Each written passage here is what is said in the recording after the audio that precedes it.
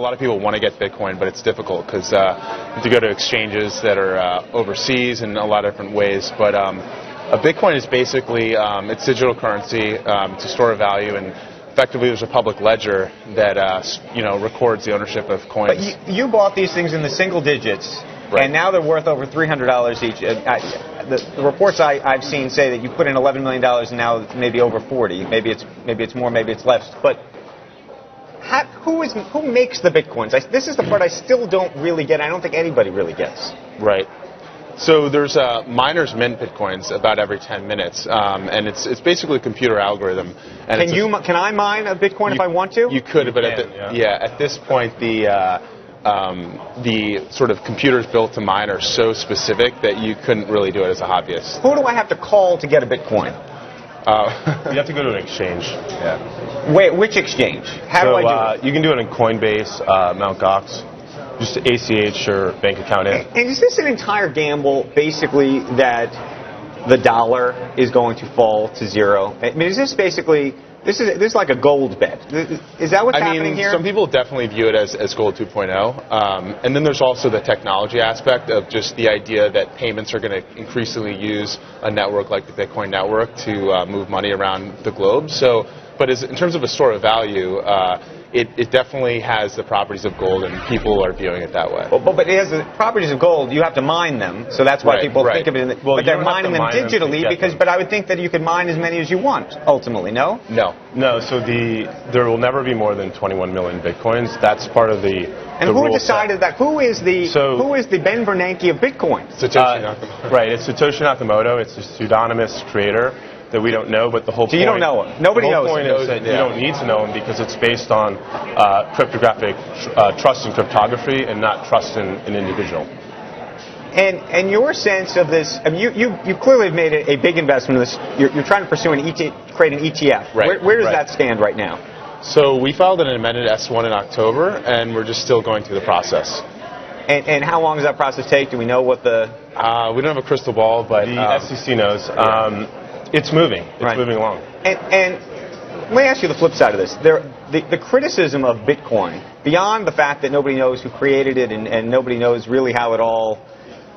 And that's the criticism, that the regulators ultimately are going to step in and say, you know what, we can't track this currency. It's being used on places like Silk Road, which just got shut down for illicit goods. Because you can't track it, that it makes it actually more attractive for that part. So you can actually track it. It's pseudonymous. Silk Road, the price is double what it was before Silk Road was shut down. Okay. So the demand for Bitcoin to use for illicit activity was clearly almost zero.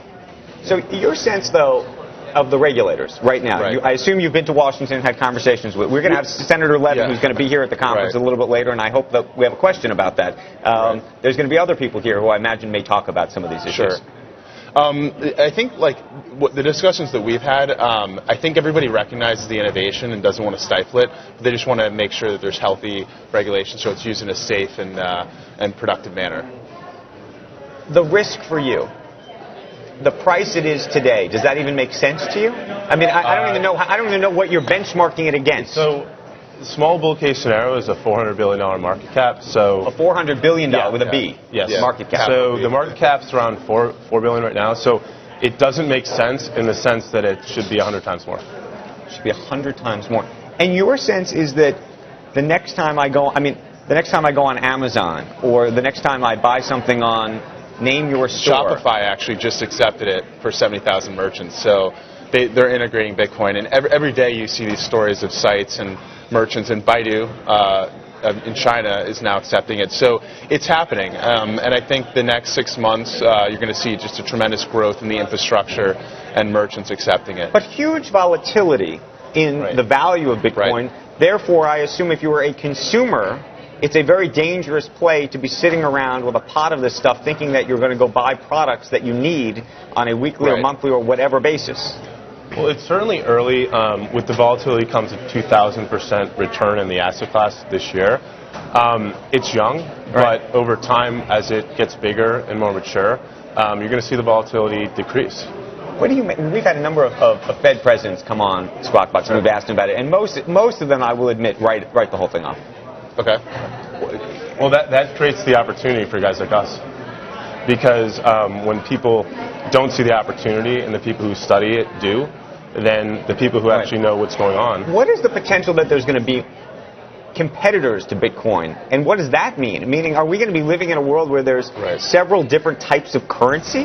It's very possible. I mean, I think everybody agrees, or most people agree, that virtual currencies are here to stay. Will Bitcoin be the ultimate winner? Will there be more than one? It's very possible, but Bitcoin has about 5 years of first mover advantage and definitely a very entrenched user base. The network effects of money are so great that it's probably a winner-take-all scenario, but there are alternative coins called altcoins already that exist.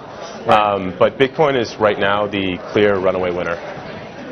How far, I mean, a year from now, 2 years from now, I'm going to see it everywhere? Or you think, I mean, show me what's the timeline look like so I can understand? It's going to be fast. If it sort of fulfills the promise, it'll probably be faster than anybody expects. And we see that with technology as a whole. The adoption curves get steeper and steeper. So I think that in the next 2 years, it'll be a completely different landscape, just like the internet. The difference between 98 to 2000 or 2001, it was just a completely different